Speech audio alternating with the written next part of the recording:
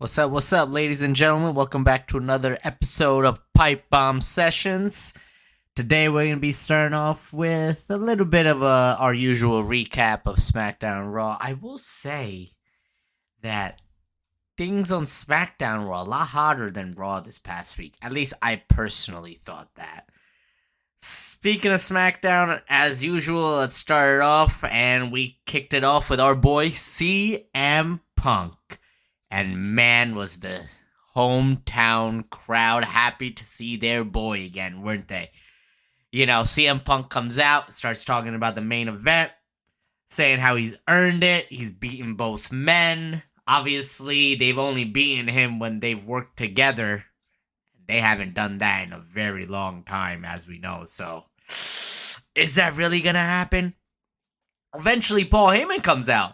Paul Heyman's now here, hyping his best friend up, proud that he's doing the main event. But Paul Heyman really needs to know. He's asking, begging Punk, yo, just whisper in my ear. Just let me know, man. I need to know whatever the damn favor is. Because the OTC's heated. He ain't hearing shit. He's like, what the fuck is this favor about? And what are we doing about it?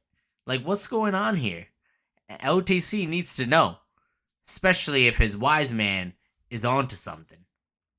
So, I think, personally, this favor situation is getting a little bit heated. And we saw Paul Heyman then later on backstage waiting for Roman to arrive. But he was nowhere to be found. Instead, we got the man himself, Seth freaking Rollins, comes over, entices Heyman a little bit, says he's waiting on Roman, says what's his favor all about, what's he gonna do. And I think he pushed his buttons a little too much, and Heyman straight up says, you know what, whatever the favor is, it's a yes. The only thing now he needs to know is what the hell is the damn favor? And CM Punk already said that. Everybody else, including Paul Heyman, is going to find out once the OTC arrives. So clearly we see how tonight's SmackDown is going to be surrounded with the favor, obviously, which is interesting. I liked how SmackDown kept it going pretty nicely tonight. It was more so about generating some stars and furthering storylines. Other storylines got way left field and crazy. Didn't see it coming. But someone I was excited to see, we already saw his brother on Raw, and he's been fantastic in my opinion. I'm a big fan of him, but I'm glad now we got Rey Fenix to SmackDown. And Rey Fenix starts out with a pretty good match, I would say, at least in my opinion, against Nathan Frazier. I'm not really familiar with the man, but man, shoot, both these guys can put on a show, to say the least. I think one thing interesting is a potential feud we already see coming in the future in the eyes of Santos Escobar. We see him, watching from the back, kind of keying in on Rey Fenix to see what's going on with him, and he likes him. So I don't see Rey Fenix being a heel at the moment. So they're going to definitely butt heads. I kind of wish it may have happened a little bit earlier. Then they could have maybe squeezed it into Mania with about 2 weeks left. But hey, I'm cool with Rey Fenix arriving regardless. I ain't going to be upset or mad about that.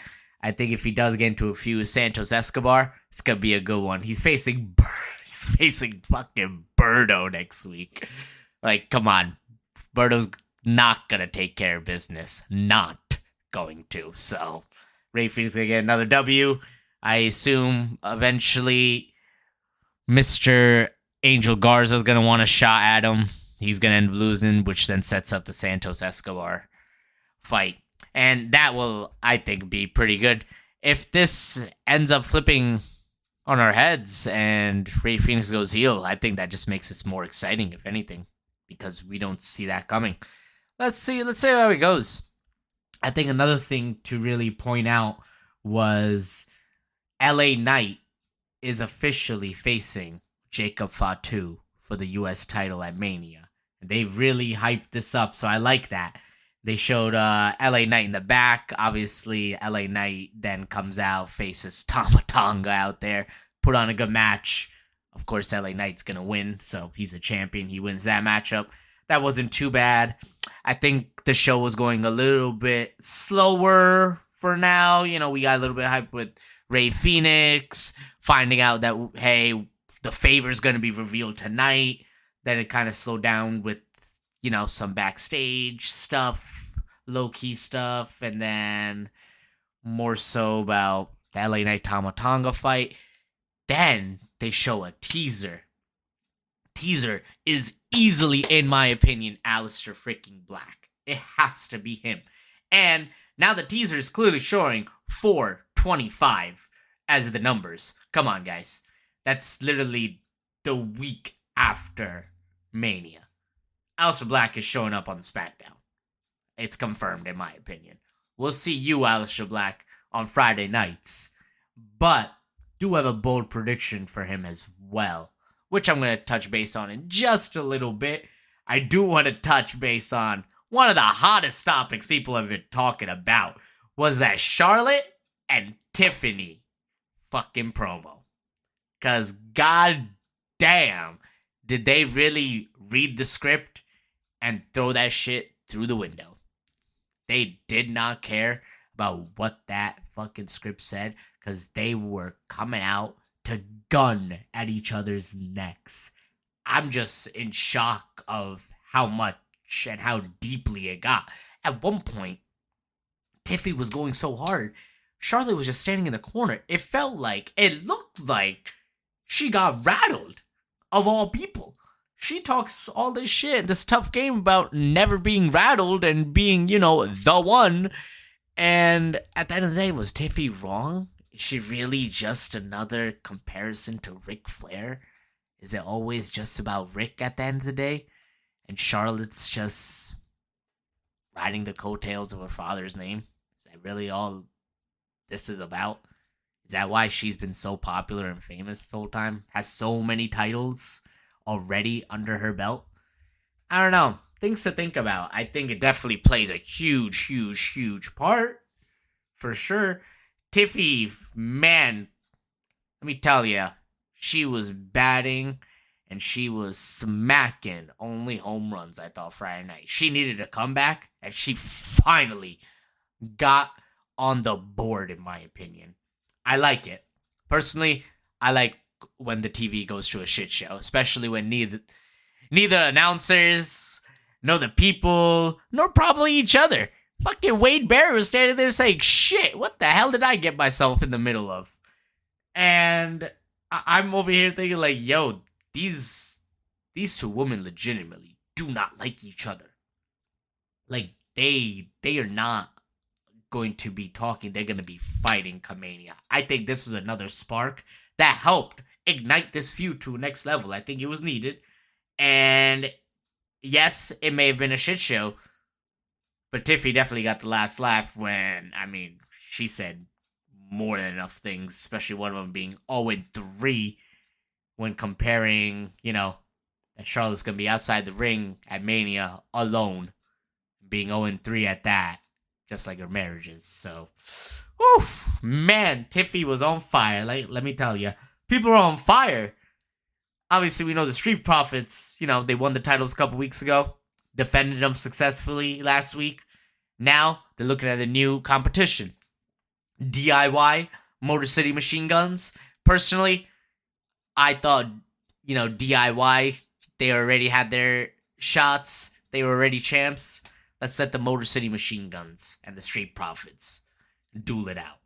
And long and behold, Motor City Machine Guns win that matchup against DIY, set up a freaking matchup for the titles against the Profits. What I'm interested to see is Triple H going to throw this damn match on the card of Mania, or are we just going to get this on the freaking last Friday before Mania? Maybe they throw it in with the Andre the Giant Memorial. I can't wait to see who the hell is the winner of that this year. I can't believe that. I'm excited. I like both teams. I was a big follower of the Motor City Machine Guns, anyways. During the TNA days, they were always excellent. So that's gonna be a good matchup, regardless, in my opinion. One rivalry that's been heated since Elimination Chamber, specifically, has been Jade and Naomi. Jade comes out, attacks Naomi before the damn match. They brawl a little bit after the match. Now, officially, Nick Aldis has made Naomi versus Jade for Mania. I love it. We all knew it was happening. I just don't like that WWE, it feels like this year, has been taking a very long time to make these matches official. Maybe I'm just being impatient, but it just seems like some of these matches are being thrown together as we're going. Not the Jade and Naomi, obviously. That's been set up for months now. But other matches I'll touch base on later that could have been a little bit extended more if they thought a little bit more into it.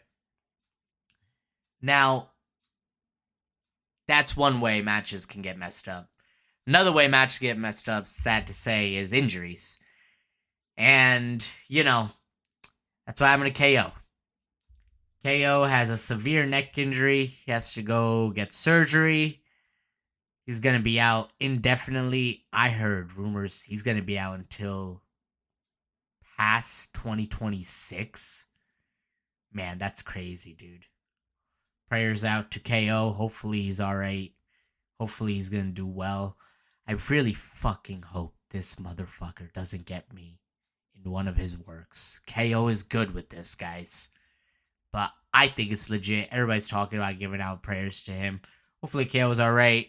Even Randy came out when KO announced to give him a little bit of respect as he was entering the ring. Of course, Randy Orton's pissed. Character-wise, doesn't have a match now in Mania. Doesn't get his revenge. And, this guy KO's been hurt already. And he may not return. We don't know what's going to happen with KO. I think, personally, WWE is better with KO than without it. So, as I said, hopefully KO's alright. Comes back sooner rather than later. And does not need to definitely hang up the boots just yet. I think it's interesting now. This leaves Randy Orton available. The hell is Orton going to do now? Orton's obviously healthy. He wants to have a Mania match. And he got no one to face. So, we did see him RKO Nick Aldis. Well, that's an option right there. Nick Aldis getting RKO just means that are we finally going to see Magnus from TNA, strap the boots back on and face Orton at Mania? I would not be opposed to that. I think he was a good wrestler, obviously, in TNA. He's going to do just fine if it's like a one-off match at Mania. And what better place than Mania to have your WWE in-ring debut? You know what I'm saying? And especially if, of all people, you're facing the Viper, Randy Orton. I mean, I don't see anything wrong with that. Another guy I could see happening, because he's technically available, is Solo. Solo's available. They have been hyping him up throughout the year, for the year, I guess, if you want to say. He was the fake tribal chief at some point. You could throw Solo versus Orton. They have their issues. You could just kind of mock that together and, kind of give him a match, do some BS, maybe give Orton a partner. Get Tama Tonga in the damn match. I don't know. That's an option to keep, Orton into the Mania card. And I guess keep Solo into the spotlight in a sense. I think another option. This is why I mentioned Aleister Black. If he's coming to SmackDown anyways, maybe they reveal him as a secret opponent. Mystery opponent for Randy Orton at Mania. Maybe Orton comes out just like Rollins did all those years ago and does simply enough an open challenge. Open challenge to see what's going to happen and what's going on. So I think that's an interesting option for sure. And let's see how this plays out. Unfortunate, obviously, about the KO situation, else that match was going to be, I think, phenomenal. But as I said earlier, prayers out to KO. Hope he does well and hopefully returns soon. One thing I just want to definitely confirm, I know I mentioned it earlier, is Jacob Fatu is the number one contender and going to Mania for the US title against LA Knight. Yeah, I think that match, low key, is going to be another good one. We could see the official break of the bloodline during this match if Solo does try to get involved and cost Jacob that title. Or else we're seeing a new US champion, in my opinion. And then, honestly, that's cool with me. Led by boy LA, move on to better things. But now it's main event time. You know, Paul Heyman's waiting on Roman Reigns, still waiting on him in the back. Boom, Roman Reigns finally arrives. Comes out to the ring, you know, calls out CM Punk. He wants to know the favor. Everybody else wants to know the damn favor. We're like kind of getting tired of it. And we're like, yo, you gonna tell us or what? Like, how much longer do we have to wait for this favor to be revealed? We're almost here. Nobody knows it, apparently. Only you know it, Punk. So let's get on with this. Brings out his boy, Seth Rollins, instead. I love it. I love it. Seth Rollins, you know, coming out here. And again, he touched bases on how basically their paths are intertwined, man. They cross paths all the time. They haven't been friends in a long time, but as foes, they've crossed them many, many times, just like this one. The thing that's interesting is he keeps pointing out that they need to get rid of Punk. They need to get rid of Punk. That this cancer needs to go. He needs to get out. And it's just interesting to me that Roman is not totally on board, nor does he really care that much. Like, this is going to be interesting to watch at Mania because I think Roman is going to team up with Rollins. We may even see, you know, a version of the Shield Powerbomb on Punk. I just see that a lot of things are going against Punk for this match, and what he said is happening. Neither of them alone can beat Punk, I agree. But when they're together, they have beaten him. And right now, they are separated. Rollins, I feel like, is trying to just use Roman so he can finally take out Punk. Roman is sick and tired of this favor. And now that Punk is out there and he's revealed that the favor is that Paul Heyman will be in his corner at Mania, and Roman was confidently convinced that Heyman would say no, and obviously Heyman said that he cannot say no. That man said he has to say yes to that favor because that is his best friend. That favor's been in the works forever type of deal. So, very interesting. A little brawl, I would say, between, you know, Roman and Punk happens. Punk ends up hitting him with the GTS. Followed by Seth and Punk having a small stare down. Rollins is just laughing. Leaves the ring, laughing. That's how SmackDown is wrapped up. I think this is very interesting. I think Rollins has more cards to play than he's showing. And I think that's what makes this very, very interesting.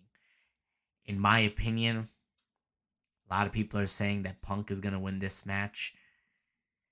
I just don't know right now. I don't know anymore because this match doesn't really do anything. Except for bragging rights and being on top, of course. But it doesn't really officially do anything to progress them to like a world title shot, a WWE title shot, maybe, you know, a future something. No incentive. Let's see. Maybe something gets added, but I think there's so much more to unfold for this story.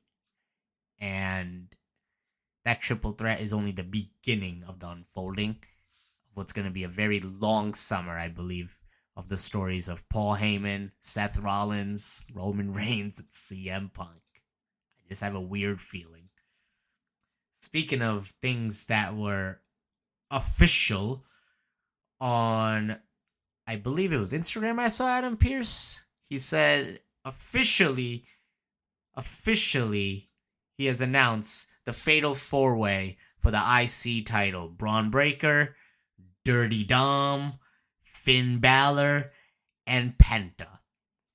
That's a match we've been waiting for a couple weeks to be announced. I was hoping personally, as I mentioned a few episodes ago, that, hey, why not add Ludwig and why not add Sheamus? But hey, a Fatal 4 between those four is going to be good. This is definitely where the implosion of the Judgment Day happens. I can already see it. Balor hitting the coup de grace, and maybe Balor gets hit by someone and Dirty Dom is suddenly going for the 1-2-3. Maybe Balor hits the damn coup de grace on Dirty Dom for the 1-2-3. I just don't know what's gonna happen.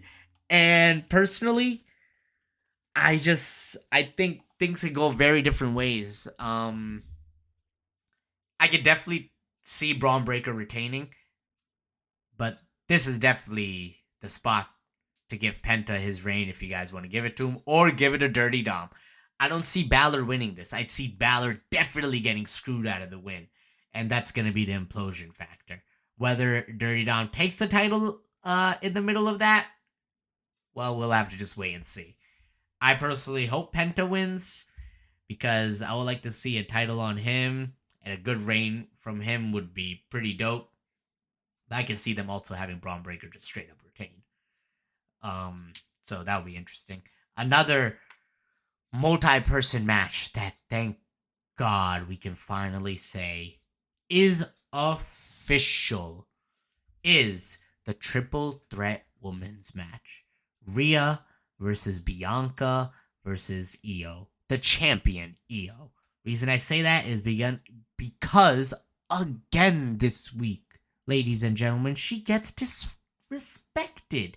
I'm honestly sick and tired of this. I hope she beats both their asses at this point. And I don't know what Triple H is thinking.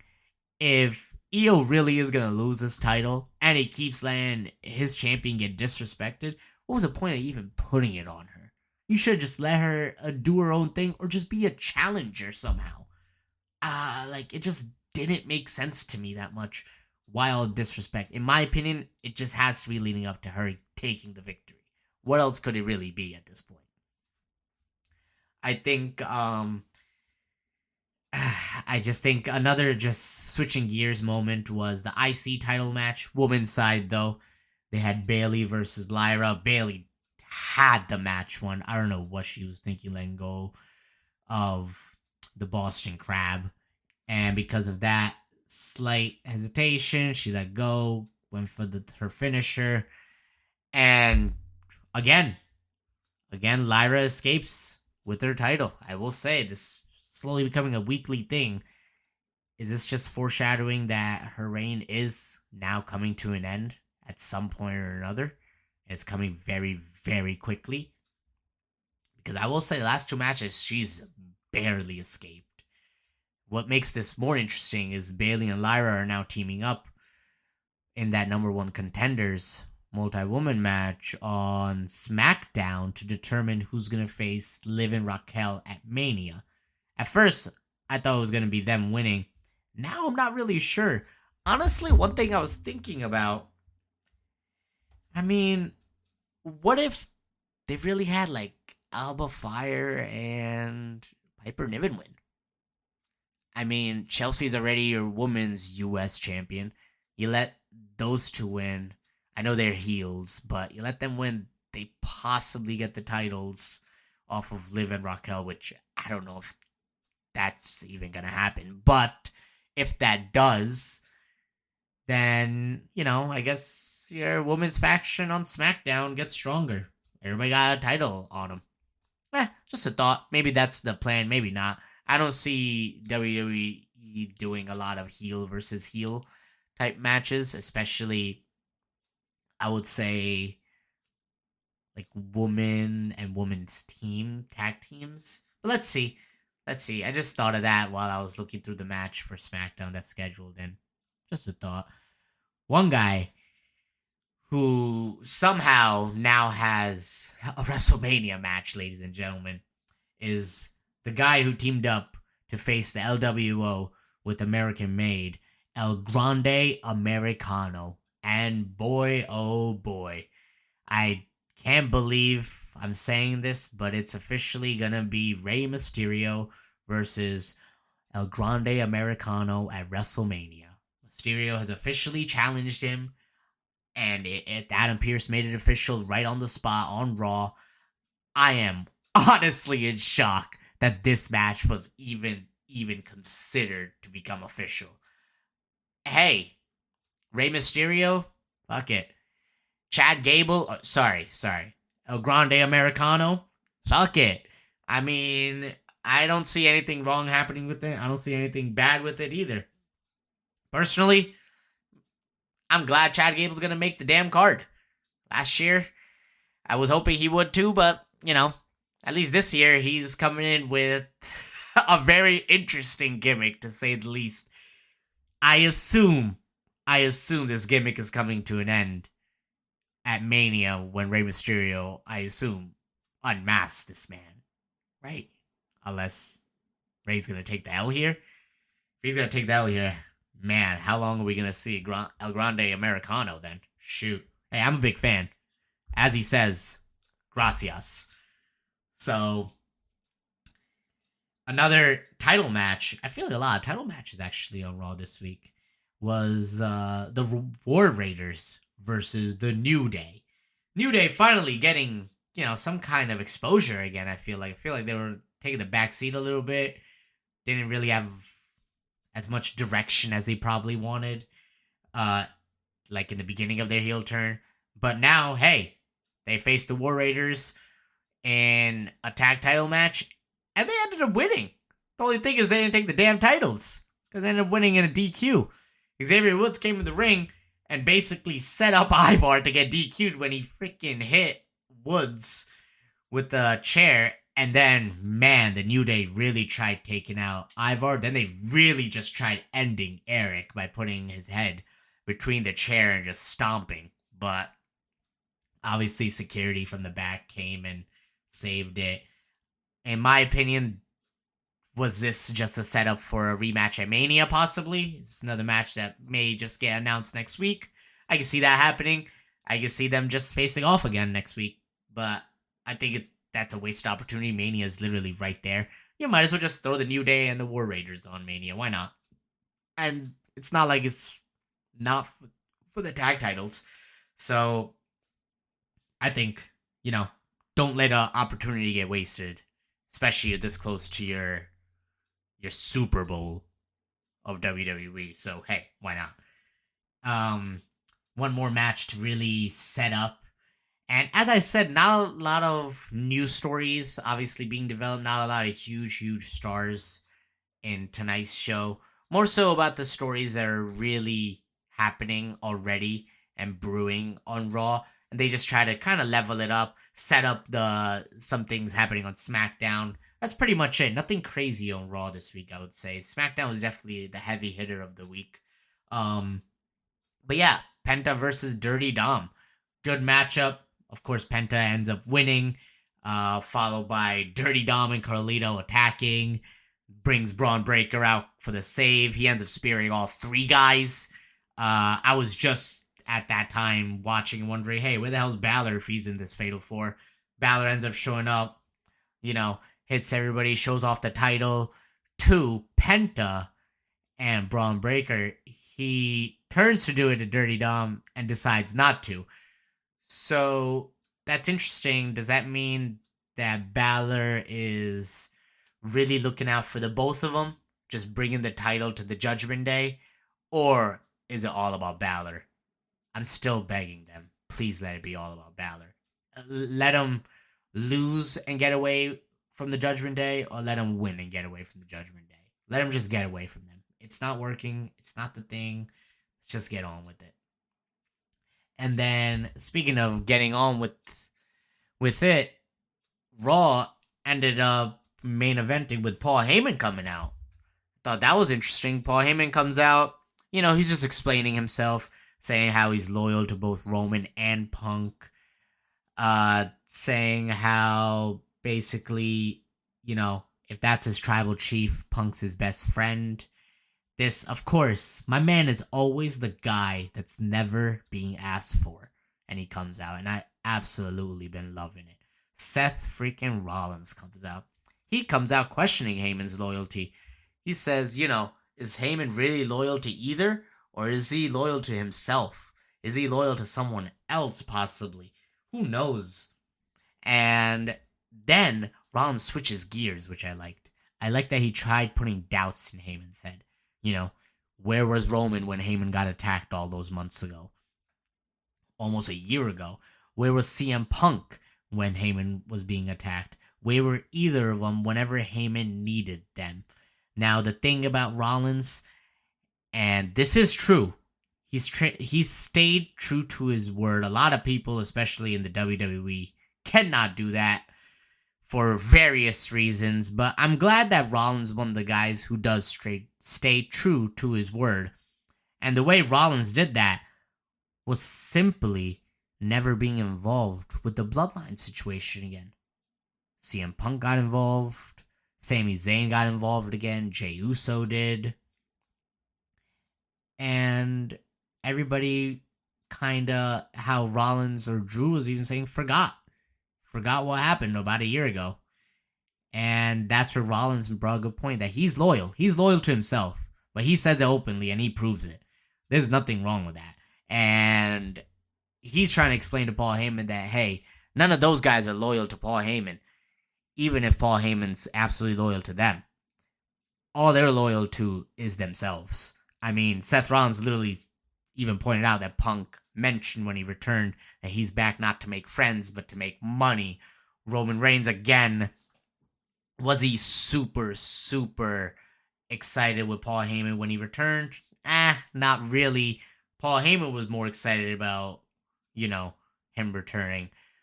And Rollins then says to Paul Heyman, look, I think you're in the middle of a situation and you're becoming a distraction. Why don't you let me basically take care of you? Pretty much taking him out. So then he's no longer a distraction. And this is now the triple threat match again. And he goes to basically attack Paul Heyman.